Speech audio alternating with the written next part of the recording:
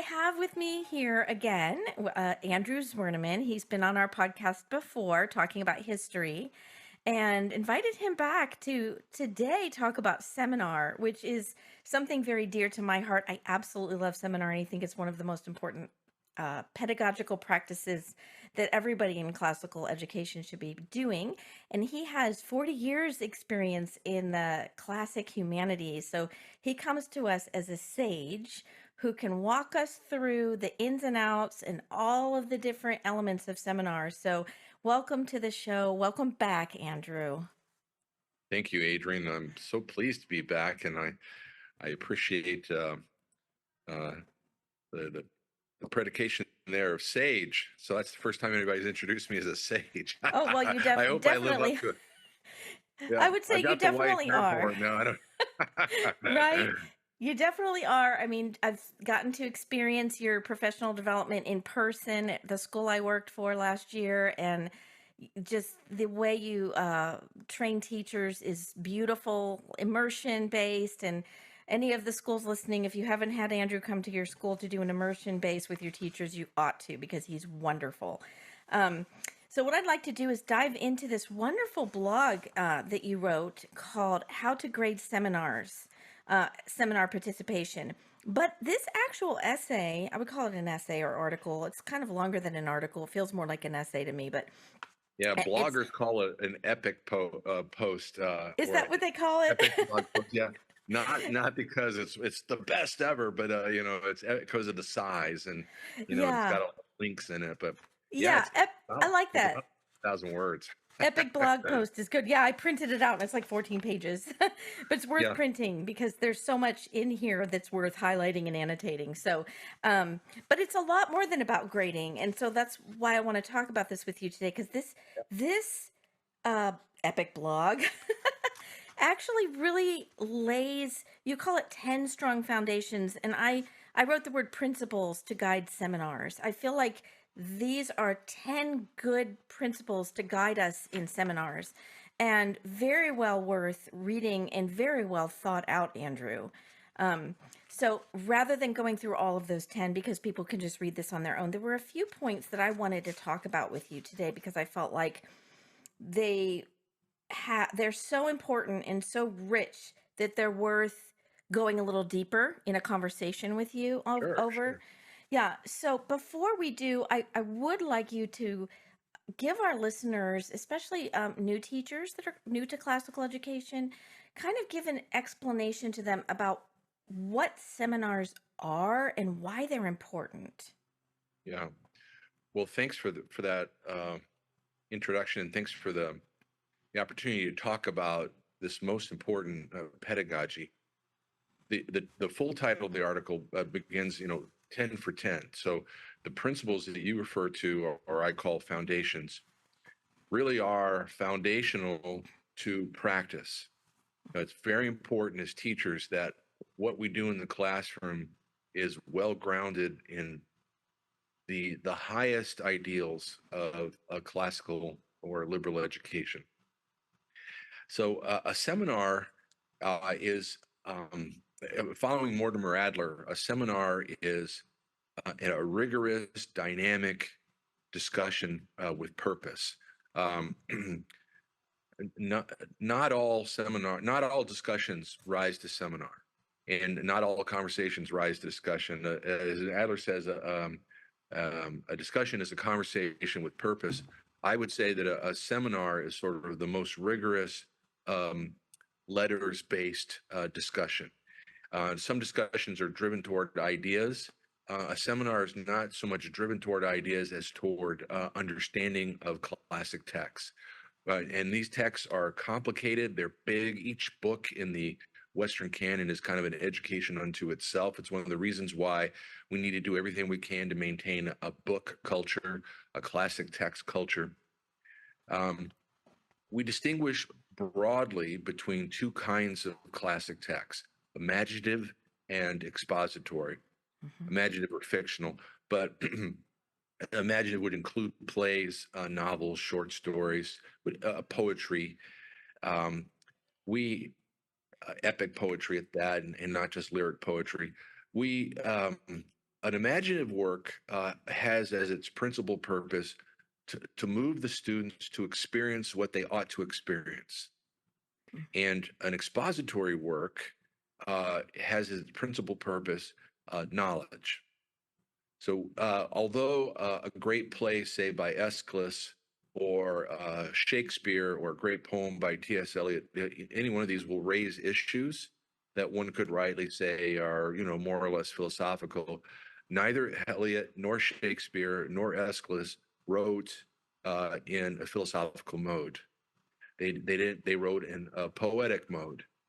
Uh, Aristotle draws a distinction between philosophy and poetry this way. He says, philosophy has to do with what is, poetry has to do with what could be.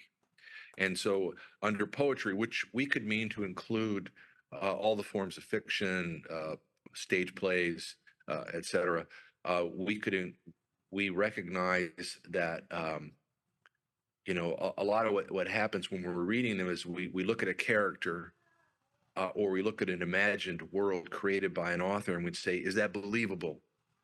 Did that character earn this? But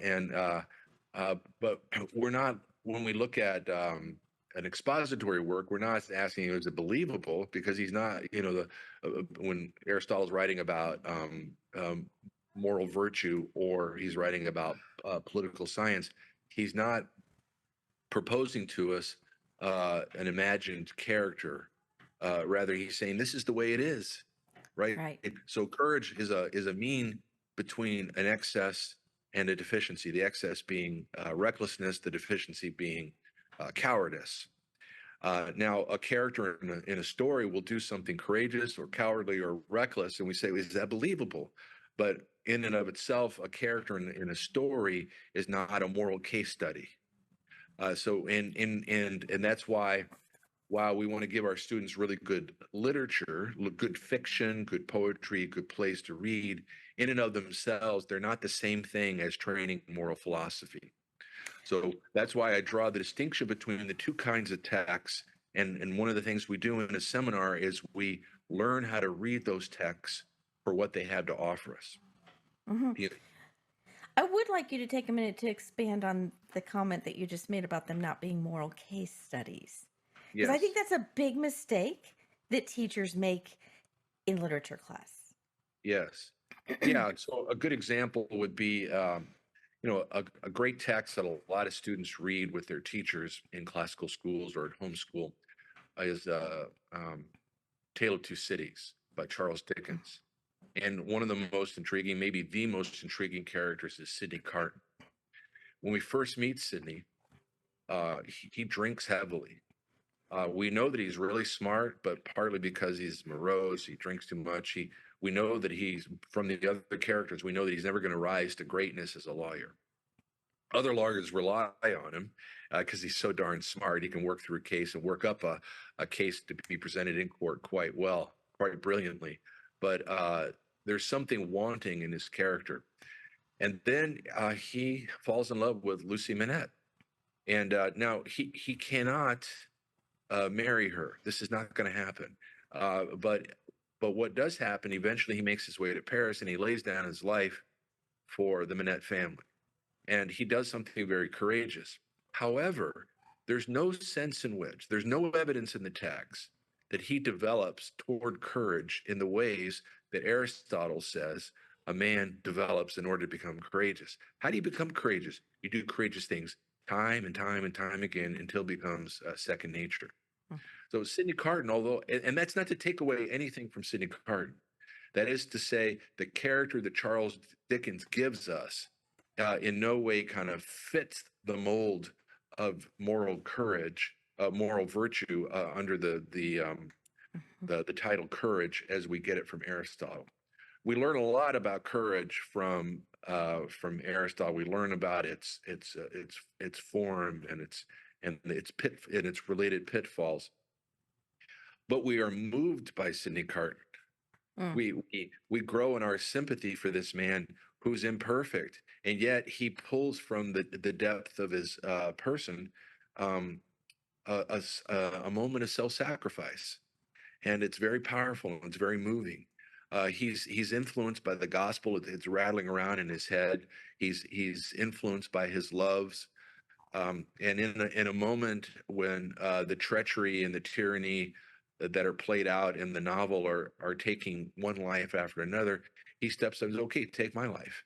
And in taking my life, another man's life is spared, and in sparing his life, then the love of my life will have, her husband, and that man, her father, who suffered so much in Paris, he too will be freed in a way that couldn't have been possible apart from the gift of Sidney Carton's life.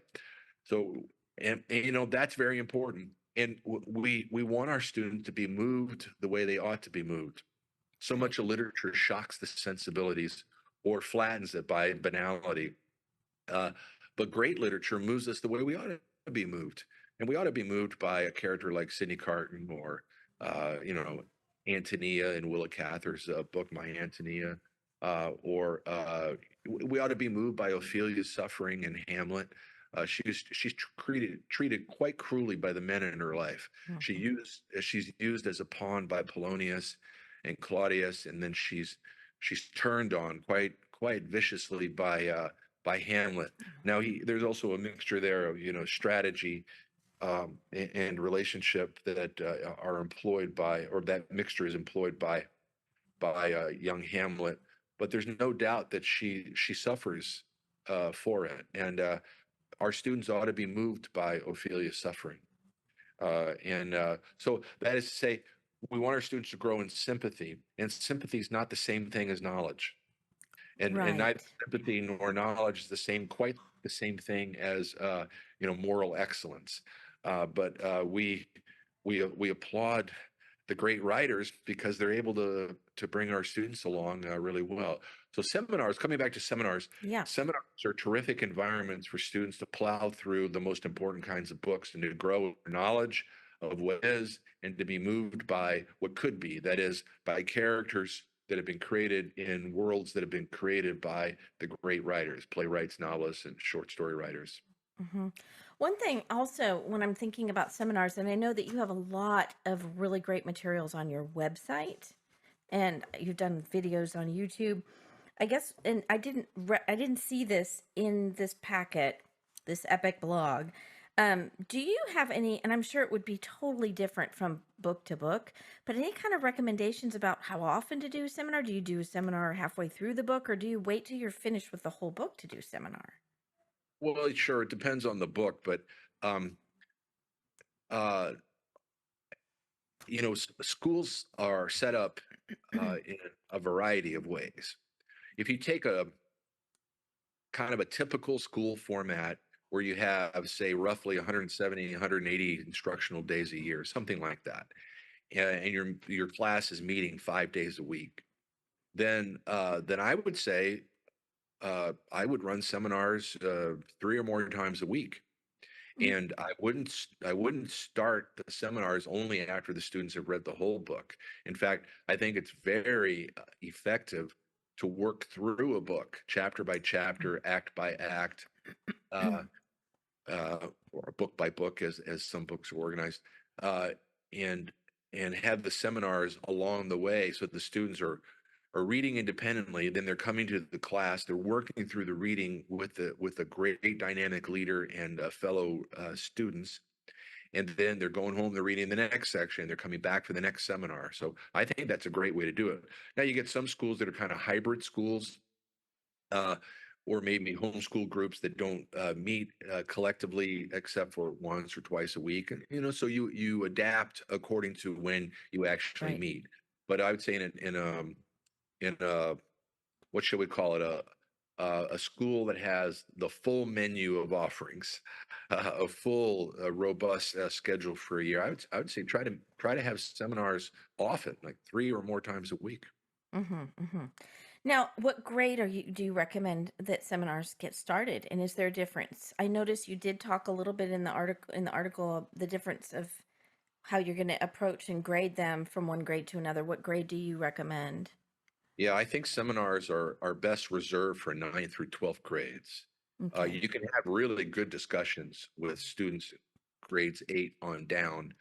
Um, and But there are two general rules of thumb that I think are very important about what books to give students to read and what kind of discussions you can have with them. With little ones, like I remember in first grade, we did some independent reading, but Mrs. Marzalak, our teacher, she read aloud to us The Lion, the Witch, and the Wardrobe, Mr. Popper's Penguins, some of the Winnie the Pooh stories, Charlotte's Web. That was my favorite. And then, in the subsequent years, I read those on my own. Right. And I read a lot more literature on my own as I got older. So I remember reading Huck Finn, for example, in sixth grade, Johnny Tremaine in fifth grade, and I read those independently. And then we came to class, and in fifth grade, Miss Constable took us through the literature, and we had some really good discussions about them. Seminars are more rigorous. In other words, they're more demanding. I also in seminars, the students read not just imaginative but also expository works. I don't think that expository works are suitable to really young students, but I think a lot of fiction is. Right. Even history that we give little ones tends to be highly narrative, and Hmm. it's almost like storytelling about historical events, and that works really well for little ones. The older the kids get, the more they can handle something. So I tend to start in ninth grade with something like some of the Federalist Papers. That's a pretty good entry level expository work for kids who are 15, 14, 15 years old.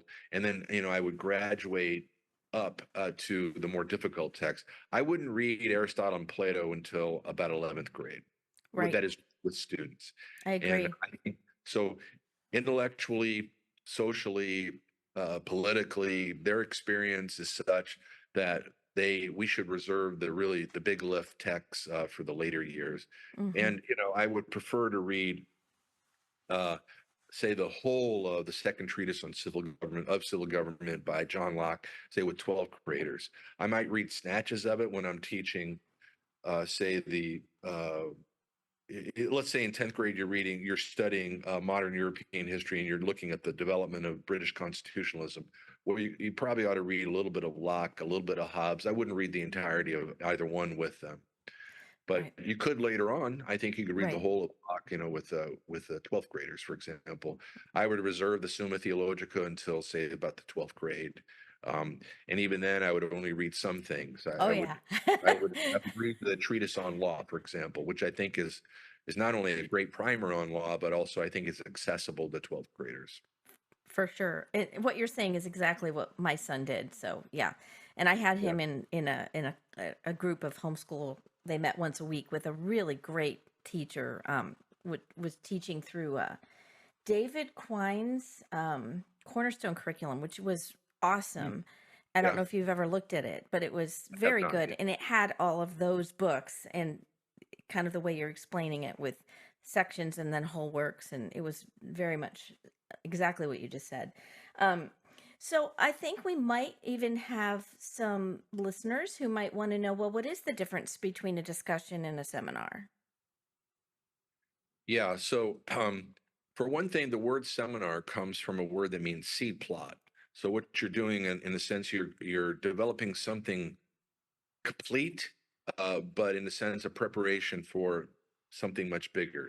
You send a young man to a seminary, and he learns everything there is about the church, and he goes down and he builds a church, or pastors a church. So a seminary is a place where the the whole substance, the whole DNA of whatever it is you're studying is comprehended. At the same time, there's something much bigger beyond the seminary.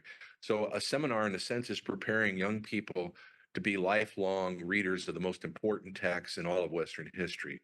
It's a big lift, and again, because we reserve it for older students, we're reserving the most difficult imaginative and expository texts for them. A seminar is not a one-on-one discussion, and so sometimes you hear seminars are Socratic discussions. Well, yes and no. Mm-mm. They're not really Socratic because Socrates dealt with one person at a time. Right. And few of us have the luxury to do that. It's a wonderful thing to do, but hardly anybody gets to do that.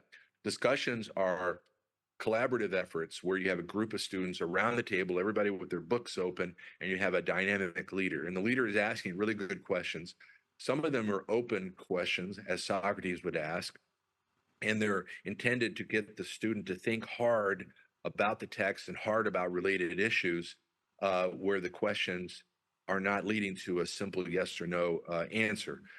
They're uh, that reminds me that seminars are also liberal in the sense that the leader is entertaining all plausible interpretations. The leader is not discipling the students to think only what he thinks about the text, but rather they're becoming strong, independent thinkers who, although they're held accountable for evidence from the text, for logical thought, for good grammar, for listening to every other argument that's on the table, every contribution made by every other person in the discussion.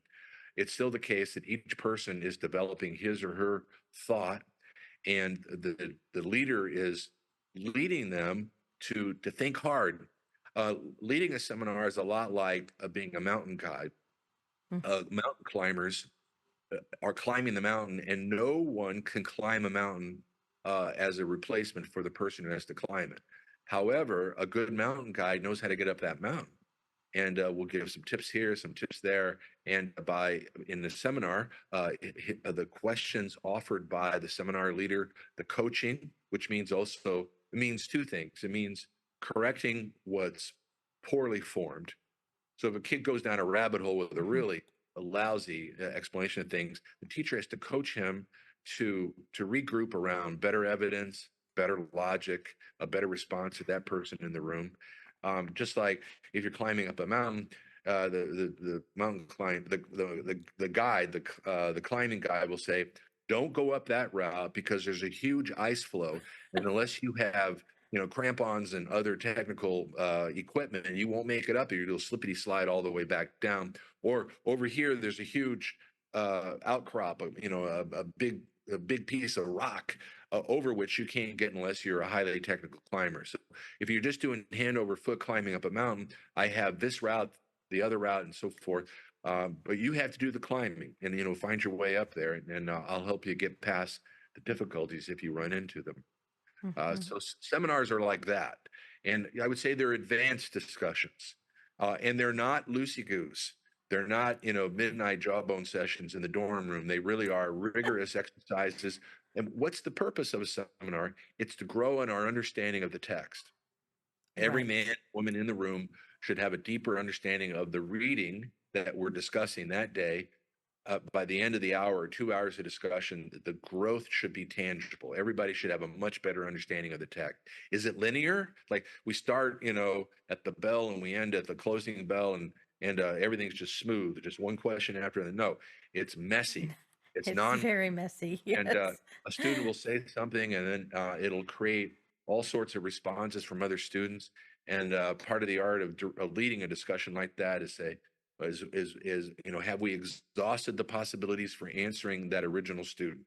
Have we sufficiently moved everybody forward to greater clarity on the particular point that the student was trying to expound or give evidence for, and so forth. So you can see it's very lively, it's very dynamic. The teacher has to be totally on his toes. He can't be passive. There's a horrible misconception about seminars that you just ask the opening question and then you let everybody go. That's not a good way to lead a seminar. It's also not a good way to lead a seminar to be a traffic cop, to kind of say, okay, your turn. Okay, now your turn. That turn. That's a terrible way too. It's got to be fluid. Students have to listen attentively. They have to listen to one another, and they have to listen to the teacher. They've got to make arguments. They have to persuade one another. They have to come back to the text time and time again. If there's one thing, we have to recognize in the seminar, the text reigns, and the leader is in service to the text as something like, a vicar general. The fidelity to the text has to be real in the sense, not to in a doctrinal way, but rather, in an evidentiary way. You have to come back and get your evidence for everything you say in the text. But at the end of the discussion, everyone should have a greater clarity about what we read last night. And that's why you have to go in with a plan. You have to know what the students need to accomplish. You have to know what the mountain is that we're climbing today. And then you have to have a rough plan on how to get there. So I always go in with a yellow pad, legal pad with about 10 questions.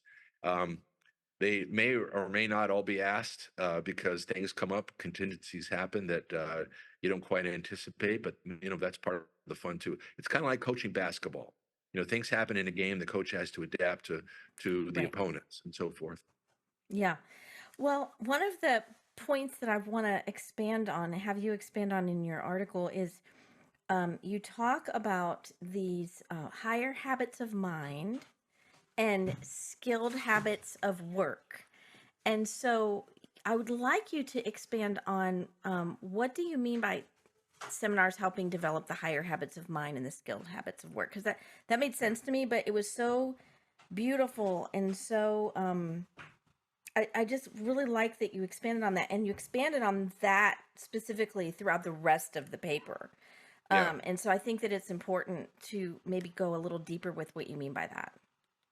Yeah. So in a classical or a liberal education, there are objectives that we want our students to obtain. And the objectives we can articulate as habits of mind. So we want all of our students to develop a sense of wonder. Aristotle says all learning begins with wonder. So the part of the art of teaching is to elicit wonder. So we want our students to stand in front of a beautiful poem and to puzzle over it, or to be in awe of the expanse of insight. So, for example, let's say the students are reading Shakespeare's Sonnet 18. Shall I compare thee to a summer's day? Right. There are 14 lines. It's a classic English sonnet. There are three quatrains and a final couplet. There are, in the 14 lines, there are only two sentences, the opening question, and then the remaining 13 lines are an answer to the question. And the modus operandi of Shakespeare in that particular poem is to take that original comparison in the opening question, shall I compare thee to a summer's day? And then to expand the comparison. So day goes to month, May goes to season, summer's lease. All right. And then he moves from the calendar comparisons, he goes to the heavens, and he likens his beloved's beauty to the sun. And then he talks about things fading and coming into bloom, going out of bloom. And so he says, how do these things happen?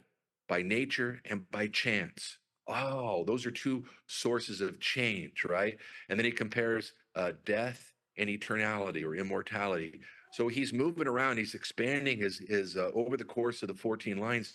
He's expanding his comparison. And we want our students to be in awe of this. They go, wait, first of all, they're looking. And that's part of wonder, is just to say, okay, so where does the comparison go? And then, oh, calendar comparisons, celestial comparison, uh, change comparisons, life and death comparisons.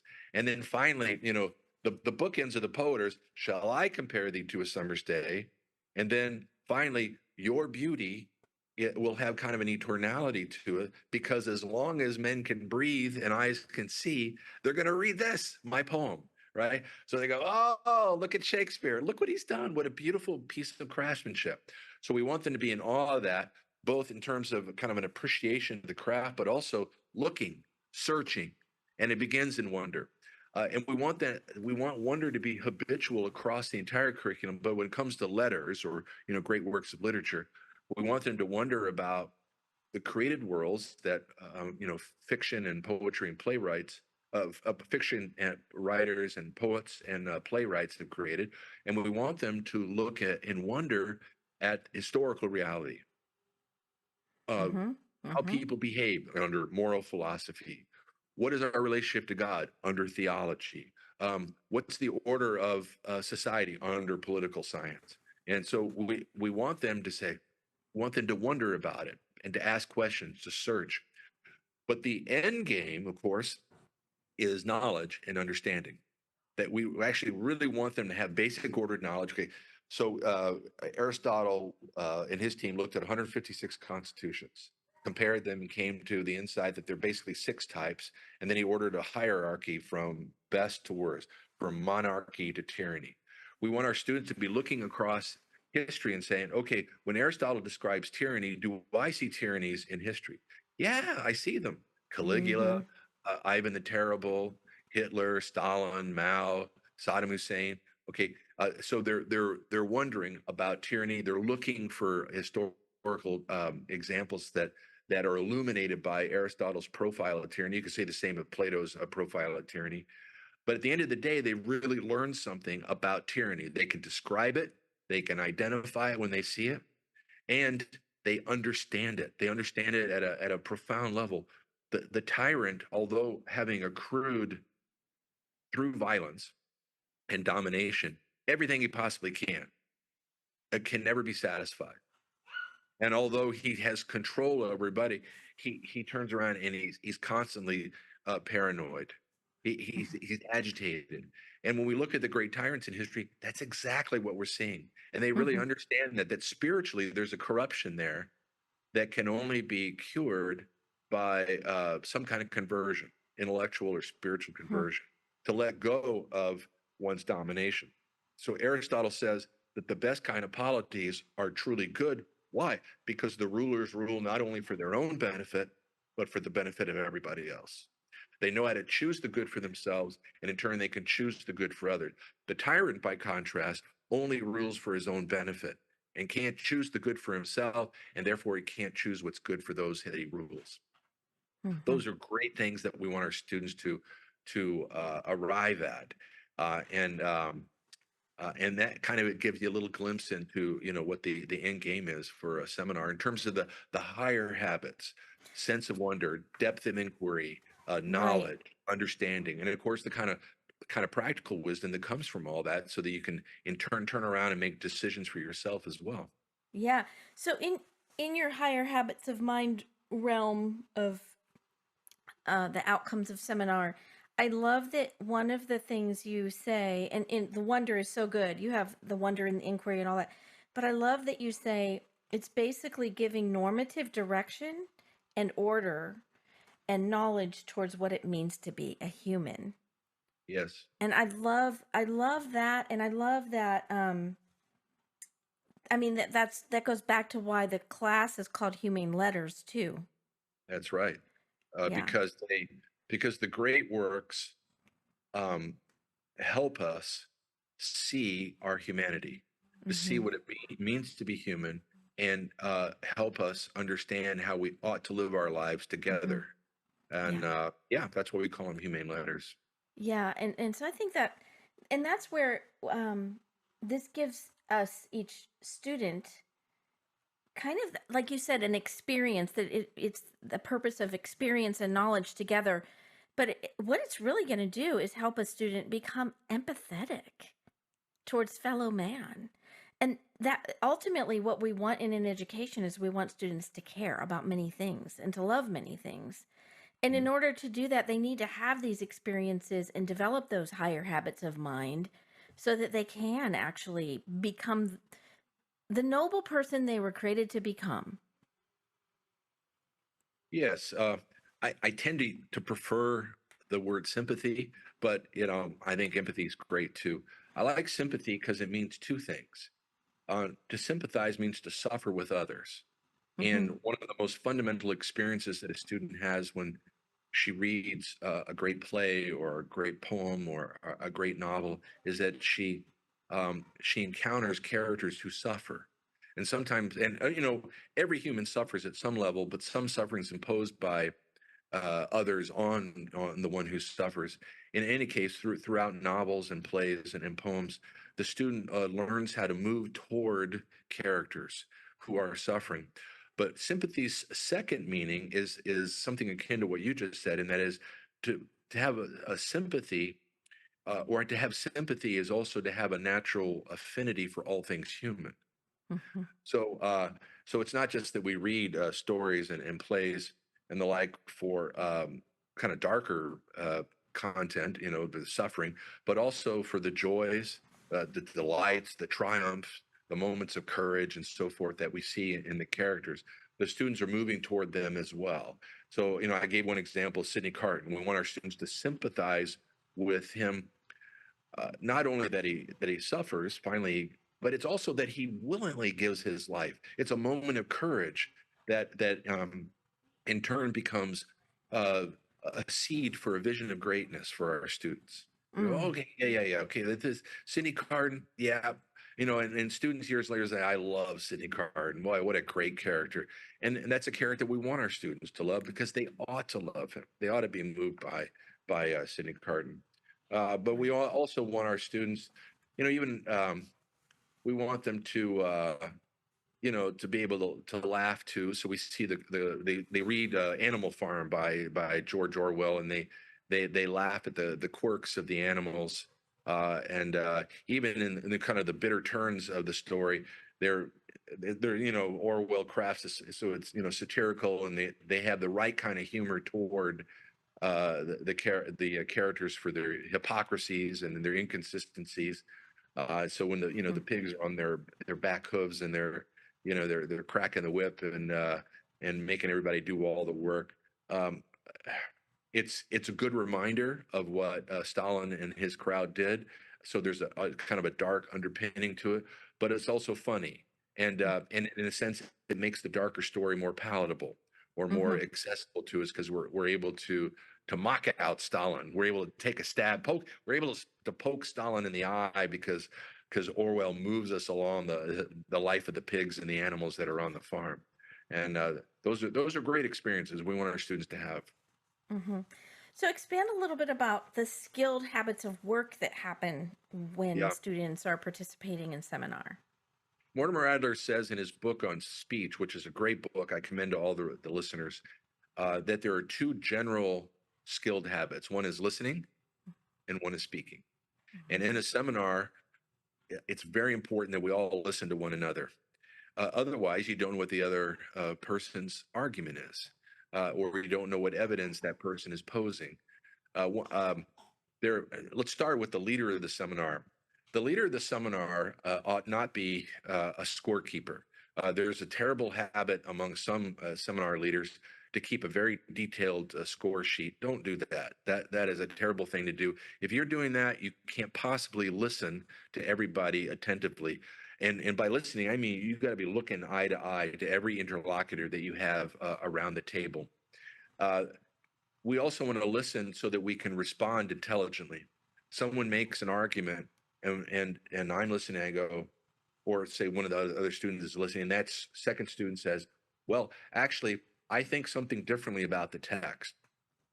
Let's say we're talking about Huck Finn, and we have that section of Huck Finn where he decides he's going to go ahead and help free Jim, even though he knows he's going to go to hell in his kind of kooky religious thought. And then some kid says, "Oh, I think Huck Finn is all incoherent. It's hard to take him seriously that he's going to free Jim when he's thinking so weirdly about religion." And another student might say, "Well, I understand that what he has to say about religion seems kind of weird. It's kind of part and parcel of his superstition." And we see that peppered throughout the novel. And it doesn't feel right. It doesn't seem right. And but I think it's okay for us as readers to respond kind of we recoil a little bit, or we might even laugh at his superstition. Uh, but then the student might say, "But seriously, why ultimately does Huck free Jim or help to free Jim? Is it because of his religious convictions?" And the other student will go, probably not. I think it's really because he loves Jim." And the second student will go, "Yeah, I think so too. I think it has to do with their friendship. Their odyssey down the river opened Huck's eyes to Jim as a human. And Jim was always kind to Huck, and he's very paternal to Huck. But they really grow in friendship, and the scales, just kind of fall from the eyes of Huck. Huck is marinated in slave culture. That from the beginning of the novel, that's very apparent. But by the end of the novel, Huck doesn't think of Jim as a slave. He thinks of him as a friend. He thinks of him as someone he loves, and he thinks of him as someone who's loved Huck. And that experience that Huck has had becomes the foundation for a better interpretation of why Huck does what he does. And in other words, the students in turn arguing back and forth, listening to each other and persuading each other, have now made the case for why Huck does what he does. And they hadn't made a moral judgment of him. The original, observation was, oh, he's so silly and so incoherent. He's so superstitious. And so it's kind of moralistic to sort of dismiss Huck. But deep down, Huck is not ultimately moved by that. He's moved by love, by friendship. And when the students see that and they'll avail themselves of it, that's the experience that we call pay dirt. And but they get there in no small measure by the basic skills, the lower skills, which is listening and speaking. And the speaking takes the form of providing evidence, answering questions, asking questions, and persuading one another. And then when somebody makes a better argument, you go, yeah, you're right. I can see that argument. Those are all kind of, they're lower skills, but they're still highly important. They're just not, they don't quite rise to a sense of wonder, depth of inquiry, basic understanding, and so forth. Another thing I've experienced and seen happen in seminar is how the virtue of humility is very much experienced often. Yeah. And so, like, virtues are supposed to be experienced, and seminar is a great way for students to get some experience so that they can become more virtuous, really. Yeah. And and I think humility, docility, rigor, endurance, I think those are the kinds of Yeah, excellences that a student can develop. A seminar is not intended to cultivate, you know, right. courage or temperance or something like that.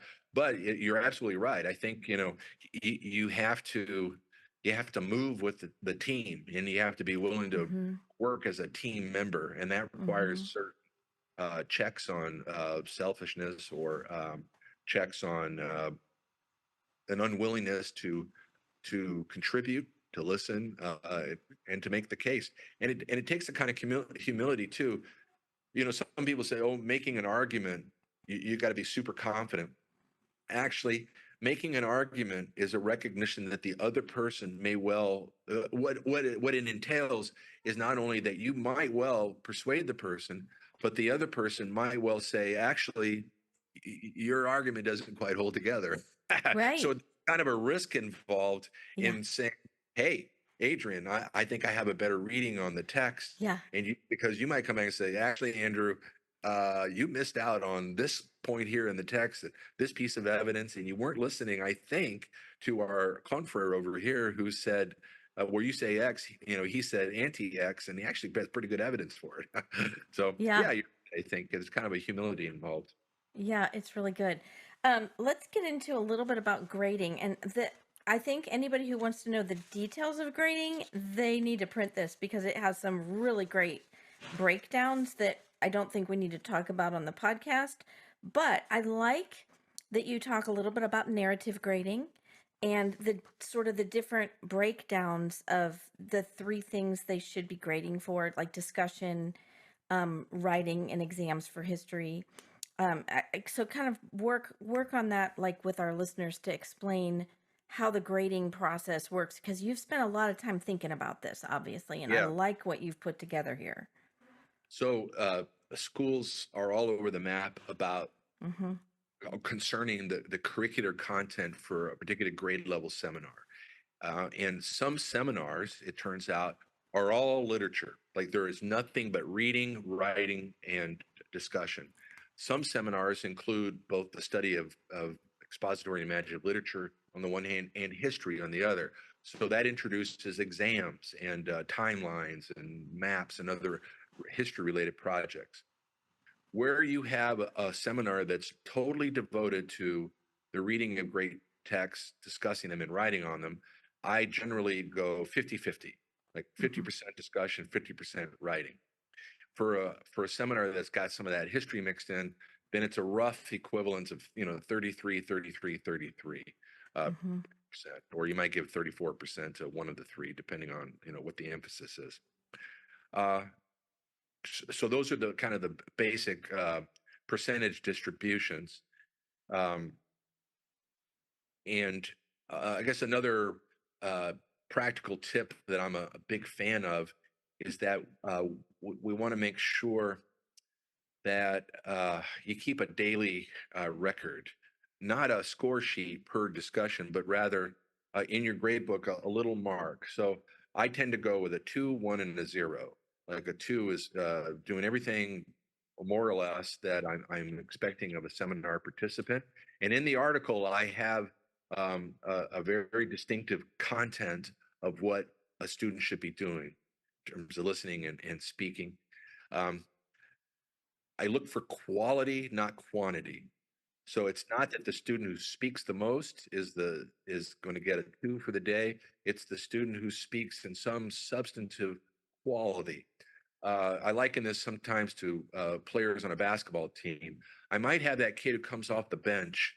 He's not a starter. He doesn't score much, but he's that kid who shuts down the opposing player who's scoring on us.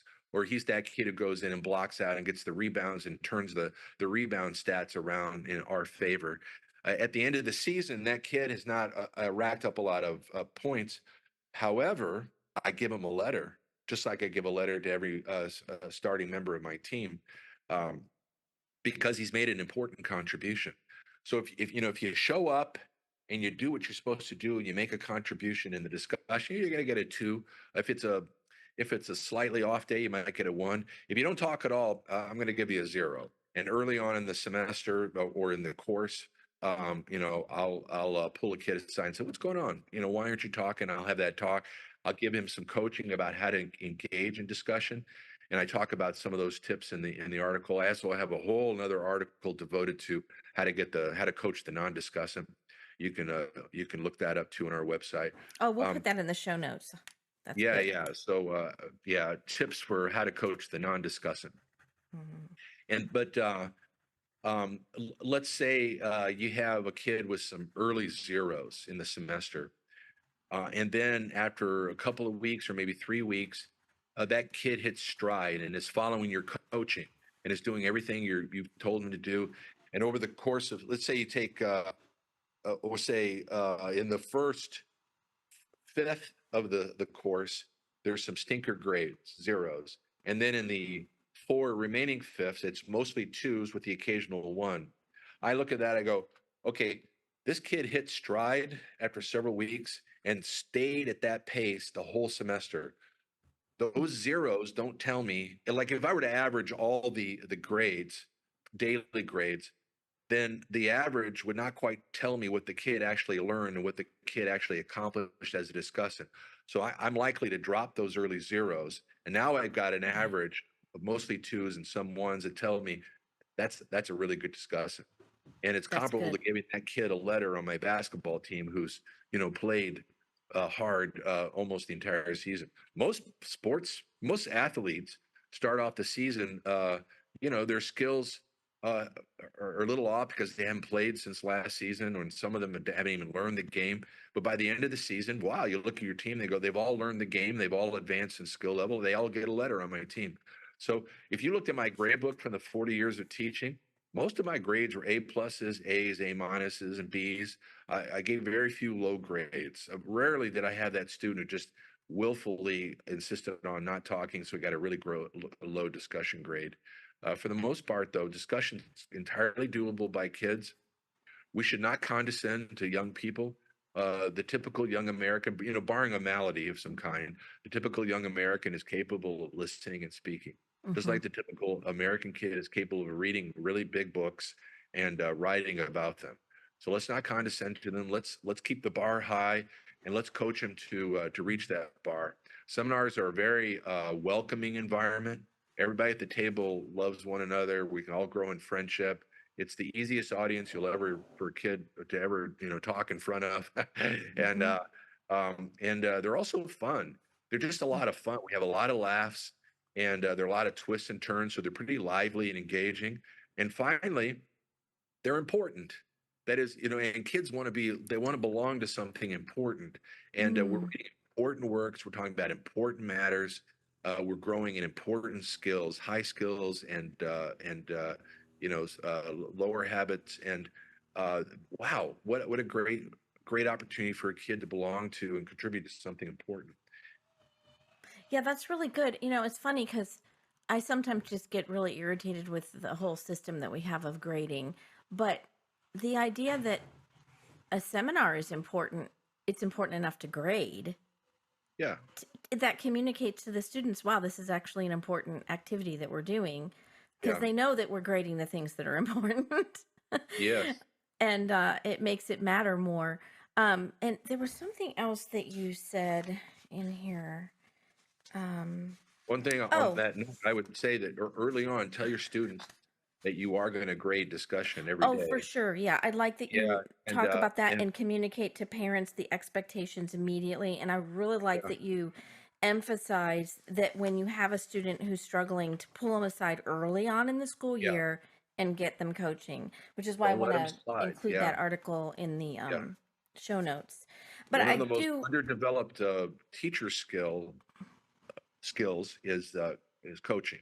A lot of Mhm, teachers just don't develop it and they don't exercise it. But yeah, students will just die on the vine if you don't coach them. And yeah, Mortimer Adler says as much. He said, "There's no way for a kid to grow in listening and speaking and writing skills and reading skills if he's not coached by a teacher." I agree 100%. I do want you to expand before we end. I want you to expand a little bit about narrative grading because I think that's brilliant and important. That's a message that I like to communicate when I'm doing professional development, is how important narrative grading is. Can you explain a little bit about what that is and what it entails for the teacher to do? Yeah, I'm not talking about a super lengthy Hmm. instrument. I'm talking about articulating in a few paragraphs what a student has accomplished in over the course of a semester, or whatever Hmm. the increment of time is that elapsed for your course. Um, and I think it's important it humanizes the report to the Hmm. parents, and it fills it out, and it elevates everyone involved: the teacher, the parents, the student, the principal, uh, as to what it is we're truly devoted to. So I said higher habits of mind. And it really is true that a school has to be devoted to higher habits of mind and not just kind of the more instrumental skills. The lower ones are important. You can't develop wonder, understanding, et cetera, in a seminar without listening and speaking and all the related skills that go along with that. Uh, but at the end of the day, we want to be able to articulate to our parents what their son or their daughter has accomplished over the course of the semester. And a single grade is just not going to cut it. A Right. single grade will not capture how a sense of wonder and depth of inquiry were manifest in the students' work, nor what understanding of this kind of character or this sphere of philosophical inquiry. And for parents to hear this, look, so parents would say, "Oh, my kid got an A minus in the course. That's a pretty good grade." But for the parents to hear that their daughter showed a very strong grasp, say, of theology, but struggled, say, with epistemology.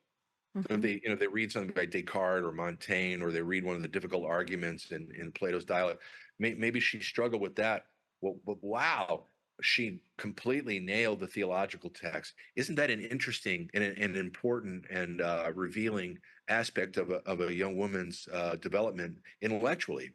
Or let's say that um, she was really strong on the plays. She just really gets the motivation of characters. Why did this character say this to that other character in this particular scene at that juncture of the play? She totally crushed it. Um, but maybe on lyric poetry, she had a little harder time getting the experience that was being articulated by the poet. Isn't that an interesting and revealing aspect of her thought, and but also her taste? Like, it's not just skill and accomplishment; it's also uh, loves. Hmm. She loves theology and not so much the philosophy. She loves drama and not so much lyric poetry. And we don't blame her for it. Actually, we kind of sit back, and when she graduates at senior dinner, we go, "Yeah, do you remember her? You remember Susan? Let's call her Susan. Remember Susan? Wow, she completely crushed Aeschylus, Sophocles, Robert Bolt, T.S. Eliot and Shakespeare on plays. And we're not going to talk about what she didn't crush Right. it on. We're going to say, this is a student who stood out for her mastery of plays as a genre.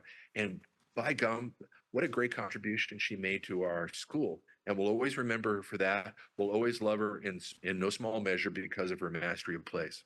That's really good. That's really good. And those narrative grades getting recorded, the power of the power of that word being written is going to really go into the heart of that student and to the heart of the parent. It's going to be very meaningful for them. And Yes, I really love that. I think in a classical education, that is really important to yes, be doing that. Especially if we talk about, the whole purpose of this education is to help form the person in their soul. We need yes, to be talking to their soul, like giving them that yes. kind of encouragement matters a lot. Yes, and none of us got into this as teachers or students in order to get grades or to give Right. grades. At least we should. Exactly. Sometimes schools habituate students to chase the grade like a greyhound goes after the rabbit, but that's not a very humane way to approach education. Education's about the development of intellectual and aesthetic habits of mind.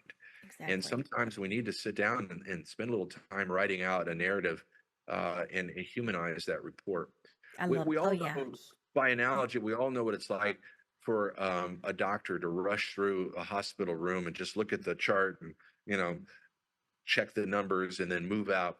But the doctor who spends some time with you and tells you about the history of the patient and what's going on with your beloved that member of your family and listens to your questions and so forth. Okay, that's a doctor you're going to keep going back to, and he's humanized the experience of being in a hospital. So too, grades have a way of kind of being cold and sort of at odds with the liberal culture of a classical school. So let's humanize it by writing a little narrative, but also let's humanize grades in the way we arrive at the grade, which Right. I say the power of a grade doesn't lie in averages, it lies in what the grade represents. And so that's why I say if you got some early stinkers, drop them. You want to measure not just the average, but also the average plus the progress, plus those higher habits, and all together, the teacher can arrive at a grade and say, okay, yeah, this is what the student has done. And that's really good. So before we close, I'd like you to give our listeners some ways in which they can contact you, and maybe just for a minute talk about some of the resources you have on your website and seminar. We'll make sure we'll put them in the show notes, but I want you to go ahead and articulate a few of those. We have almost 70 guides on classic works of literature, fiction and nonfiction.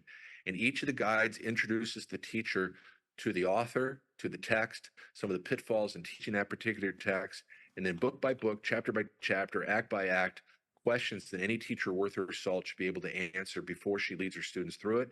And then she can garner from those questions that she can use in the classroom to run her discussion by. We also have hundreds of blog posts. So if you go to the blog on Cana Academy, www.canaacademy.org, and you punch in a topic, Hmm. uh, grading, teaching writing, teaching poetry, teaching history, then all sorts of things will pop up and you can follow that. For any of our guides, you can look at a free sample. So you go to the shop, look for the author, say Marx, Locke, Dante, Shakespeare, Homer. You look for the guides that we have there, and then you go down the bottom of the page of the particular guide page, and you say, boom, free sample, and you could read a free sample. And if you're in a rush, you don't have time to order one of our guides. Go to the sample and say, okay, here's a couple of examples of really good questions I should ask myself. Then in turn, I could ask my student. If you go to free resources, uh, the free resources menu will open up, and there'll be several dozen topics. You could go to seminars and seminar leadership, and there are all sorts of webinars and other recordings that I've made with lessons on particular Nice. topics. And Hmm. so there's one on expository literature, one on imaginative literature, one on history, one on coaching, and so forth. And Yeah, you you have can a lot of utilize. free things available in YouTube videos that are super helpful too. Yeah. Yeah. I will say, I will just give a plug to my listeners. I am not huge on study guides for books, but Andrew Zwerneman study guides are amazing. They are so well put together, so well thought out. And if a teacher needs to have a study guide, I highly recommend his. I mean that with all my heart, Andrew. And they're beautiful. You always have really beautiful covers, with art, and that matters so much. There's no cartoons, No, no cartoons. the covers represent the beauty of what's inside. And so Yes, I yes. appreciate the work you've done because it's a huge need. And there's very few, in my opinion, good resources out there that really help teachers approach books the way they should be approached. So I appreciate the work you've done so much. Thank you. Thank you. That is so kind, so generous, and so encouraging. If I could say one thing, our most recent project, which we launched on July 4th, is History 250. So if you go to the landing page, there are three buttons, one of which is History 250. That'll take you to another website, which is run by Cana Academy. America is going to turn 250 on July 4th, 2026. My team is creating 250 short films telling America's story one film at a time. And in support of the films, we're building out a bank of maps and original documents so a teacher can have a one-stop stop. She can go to that site, pick up a 6 to 7 minute film, say on Columbus or on the first Americans, and then their documents and maps that correspond to that. The films are all beautiful. They're all in narrative form. There are no cartoons. And it's all beautiful photography What and grade paintings. is this for? What grades do you recommend these for? Any grade level that you're teaching history. Some of the language might be a little bit challenging for little ones, but I definitely say any student from fourth grade on up. Oh, that's a big resource that's very needed. Yeah. So we only have 5 films up so far, and we're adding 1 or 2 each week. But they're our goal is to finish 250 by 2026 July 4th. Oh, that's lovely. That's lovely. And I know that I always end my podcast, and since you were on my first podcast once before, you've already answered the question where a book you wish you had read sooner or a favorite quote. So let's do this question a little differently. What is your favorite book to lead seminar? I would say A Death in the Family by James Agee. It's an undersung novel. It won the Pulitzer Prize for Agee posthumously. He won a Pulitzer Prize while he was alive as a journalist. He and a photographer went down south during the Depression and wrote a beautiful, um, put together a beautiful set of reflections. But I love A Death in the Family. It's just hard enough to be a real challenge for, say, 12th graders, but it's stunningly beautiful, profoundly humane, and utterly believable. And I never tire of leading students. I hate the question in one regard because there's so many books I love leading seminars on. But if you force me, Adrian, because I'm your guest, I will say A Death in the Family by James Agee. Okay. Thank you so much. Well, this was wonderful. I appreciate your time and coming on the show. I'm sure many people will be blessed by this episode. Well, thank you. It's a blessing to be with you again. And congratulations for all your work. And thanks for all you're doing for the movement. Thank you for listening. You can get involved in a few ways. There's a Facebook page where we actively discuss the ideas around classical education. You can find us on Facebook at facebook.com/groups/classical education. And if you want to help offset our production costs, you can support the podcast financially by going to www.classicaleducationpodcast.com/support. As the great artist and educator John Ruskin once said, "Well, my friends, the final result of the education I want you to give your children will be in a few words this: they will know what it is to see the sky, they will know what it is to breathe it, and they will know best of all what it is to behave under it as in the presence of a Father who is in heaven."